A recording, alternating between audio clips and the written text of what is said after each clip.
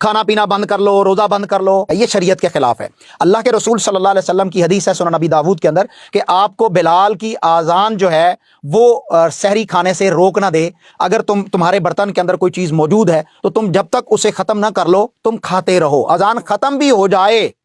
اور اگر کھانا آپ کے پاس ضرورت بھی ہے کھانے کی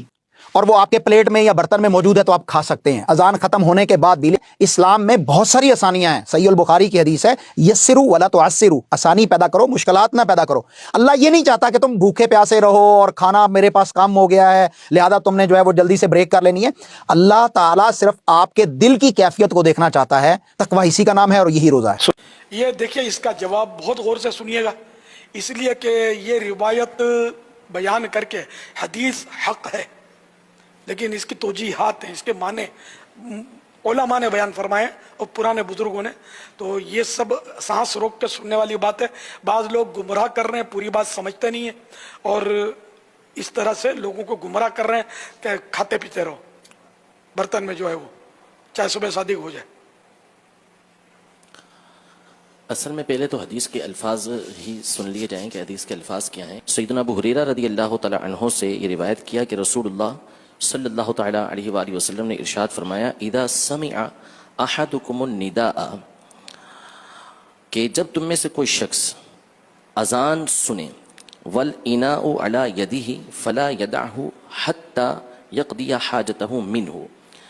کہ جب تم میں سے کوئی ندا یعنی اذان سنے اور برتن اس کے ہاتھ میں ہو تو وہ اسے نہ رکھے یہاں تک کہ اپنی حاجت پوری کر لے۔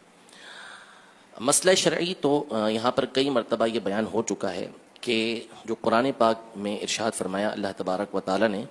کہ کلوا واشربوا حتی یتبین لکم الخیط الابیض من الخیط الاسود من الفجر، یعنی کھاؤ پیو یہاں تک کہ سفیدی کا ڈورا سیاہی کے ڈورے سے ظاہر ہو جائے یعنی فجر ہو جائے۔ تو طلوع فجر تک یعنی صبح صادق تک کھانے پینے کی اجازت دی گئی ہے۔ اس قرآن کی آیت کی روشنی میں اور احادیث طیبہ کی روشنی میں علماء نے یہی ارشاد فرمایا، فقہاء کرام نے، جمہور محدثین نے، مذاہب اربع یعنی چاروں ائمہ اربع جو مجتہدین ہیں وہ اس بات پر متفق ہیں کہ سحری کا جو آخری وقت ہوتا ہے یہ طلوع فجر یعنی صبح صادق جب ہو جاتی ہے تو اس وقت تک ہے۔ اب رہی یہ حدیث مبارکہ، تو اس حدیث مبارکہ میں پہلی بات تو یہ کہ یہاں پہ فجر کی اذان کا نام نہیں ہے، اس میں مطلق فرمایا کہ اذا سمع احدکم النداء، جب تم میں سے کوئی شخص اذان سنے، تو یہاں اذان سے مراد کس نے مطلق یہ نہیں کہا گیا اس کے اندر کہ فجر کی اذان سنے بلکہ مطلق اذان۔ تو اب مثال کے طور پہ کوئی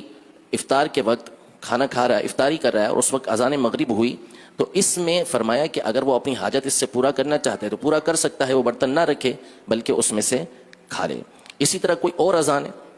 جیسے مثال کے طور پر احادیث طیبہ کے اندر ہے کہ اذا حضر العشاء والعشاء، کہ جب عشاء اور عشاء یعنی رات کا کھانا اور عشاء کی نماز دونوں آ جائیں تو پھر تم عشاء یعنی رات کے کھانے سے ابتدا کرو، یعنی بھوک کی شدت ہے، کھانا سامنے موجود ہے تو اس وقت بندہ کھانا کھا کے پھر نماز پڑھنے کے لیے جائے۔ تو اسی طرح اذان ہو رہی ہے لیکن کھانا کھا رہا ہے تو بندے کو اس بات کی اجازت ہے کہ وہ کھانا کھا سکتا ہے، اس میں اذان فجر کی بات نہیں کی گئی۔ پہلی بات تو یہ، لہذا اس میں اپنی طرف سے یہ لفظ بڑھا دینا یہ حدیث کا ترجمہ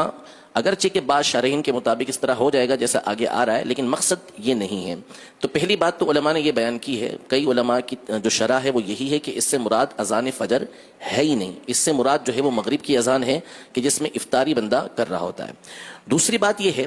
کہ نبی کریم صلی اللہ تعالی علیہ وآلہ وسلم کے زمانہ اقدس میں 2 اذانیں دی جاتی تھیں، فجر کے وقت 2 اذانیں ہوتی تھیں، ایک حضرت بلال رضی اللہ تعالی عنہ دیتے تھے اور دوسری حضرت ابن ام مکتوم رضی اللہ تعالی عنہ یہ دیا کرتے تھے۔ یہ بخاری شریف کی حدیث مبارکہ ہے۔ تو نبی کریم صلی اللہ تعالی علیہ وآلہ وسلم نے یہ ارشاد فرمایا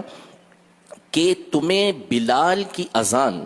کھانے پینے سے نہ روکے جب تک کہ ابن ام مکتوم اذان نہ دے لیں۔ تو ہوتا یہ تھا کہ حضرت بلال رضی اللہ تعالیٰ عنہ وہ اس لیے اذان دیتے تھے، فجر شروع ہونے سے پہلے اذان دیا کرتے تھے تاکہ جو سویا ہوا ہے وہ جاگ جائے اور جاگ کے وہ سحری کر لے، اور ابن ام مکتوم صبح ہوتے ہی اذان دے دیا کرتے تھے۔ تو یہ جو ارشاد فرمایا کہ اذا سمع احدکم النداء، جب تم میں سے کوئی اذان سنے، اگر اس سے فجر کی اذان مراد لیں گے بھی تو یہ وہ والی اذان فجر نہیں ہے کہ جو نماز کے لیے دی جاتی ہے بلکہ اس سے مراد حضرت بلال رضی اللہ تعالی عنہ کی وہ اذان جو آپ زمانہ رسالت میں اس وقت دیا کرتے تھے کہ جب ابھی فجر کا وقت شروع نہیں ہوتا تھا اور لوگوں کو سحری کے لیے اذان کہا کرتے تھے. جیسا ہمارے یہاں رواج ہوتا ہے کہ صلاۃ الاسلام کے ذریعے یا مختلف چیزوں کے ذریعے لوگوں کو جگایا جاتا ہے, تو یہ مراد ہے اس سے, نہ یہ کہ اذان فجر. تو ائمہ اربعہ اس پر متفق ہیں اور بھی اس کے علماء نے بہت سارے معنی بیان کیے ہیں. تو ہرگز